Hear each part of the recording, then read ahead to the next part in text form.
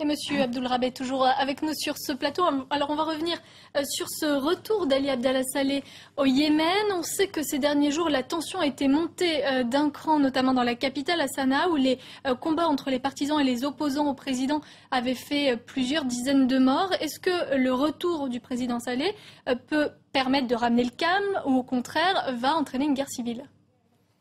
Je ne pense pas que ça va ramener le calme. Je pense que plutôt pour la deuxième alternative, parce qu'en fait, s'il y a un avantage de ce retour-là, c'est que ça clarifie les positions des uns et des autres.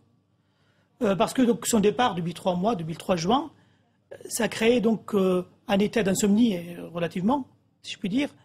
Donc il y avait une illusion de victoire qui n'était pas une victoire côté révolution. Alors que là, les choses sont claires. Donc lui, il est venu dans un rapport de force, dans une escalade de la violence particulièrement meurtrière. Vu son caractère impulsif, hâtif et vindicatif, j'imagine qu'il est là pour accélérer le mouvement de ses partisans, pour au moins gagner ce qu'il appelle là-bas la guerre de Sanaa. Donc, étant donné qu'ils ont perdu toutes les villes, Thèse, Aden, toutes les villes sont nettoyées de sa photo, il reste qu'une partie de Sanaa. C'est un peu le Tripoli du Yémen. Voilà, une partie de Sanaa autour de son palais présidentiel où il domine, plus ses foyers armés partout, donc dans toutes les villes, et ses foyers donc, armés, dirigés par ses fils, par ses neveux, par son cercle familial le plus proche. Indépendamment de ça, il n'a rien, donc il a perdu comme ça.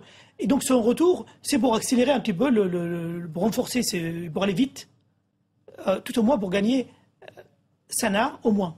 Et aujourd'hui, qui soutient encore Ali Abdallah Saleh en dehors de sa famille?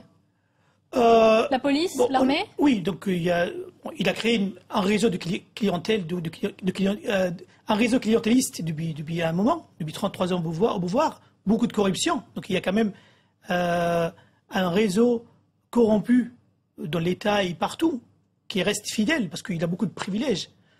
Il y a évidemment sa famille la plus proche qui détiennent quasiment tout, et à toutes les ressources du pays. À l'étranger, il est très soutenu par les pays voisins, par l'Arabie Saoudite, qui ne veut pas voir un pays voisin démocratique, libre.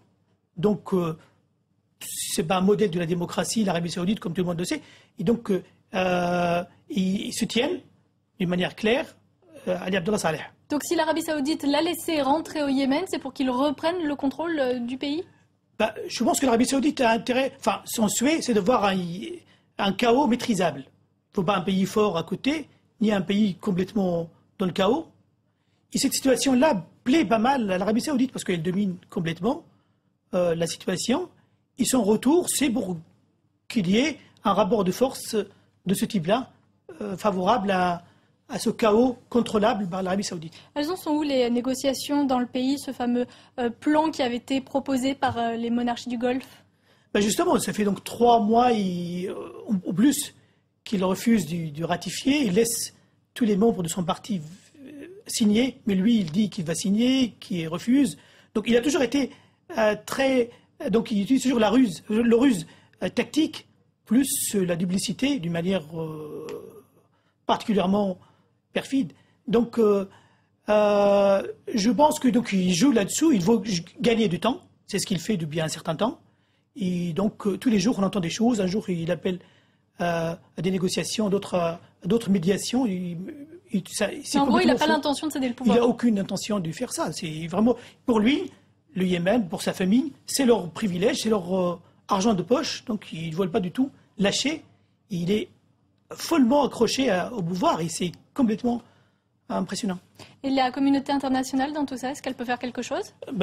Justement, je trouve que la communauté internationale a un petit peu lâché quand même cette aspiration démocratique au Yémen. C'est un petit peu une position assez opportuniste. Parce que c'est vrai, il y a des pétroles au Yémen, mais il n'y en a pas assez comme en Libye.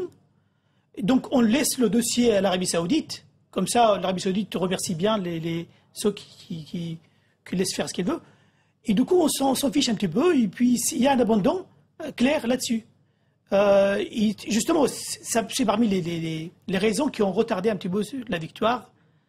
Parce qu'en fait, ce qui distingue la révolution yéménite par rapport aux d'autres révolutions du printemps arabe, c'est qu'elle a envahi toutes les villes et tous les villages. Donc, contrairement à l'Égypte, par exemple, où c'était au Caire, dans les grandes villes. Là, c'est tout le pays. Donc, les manifestations contre Saleh sont universelles au Yémen. Et puis, par contre, il n'y a pas de soutien étranger suffisant pour...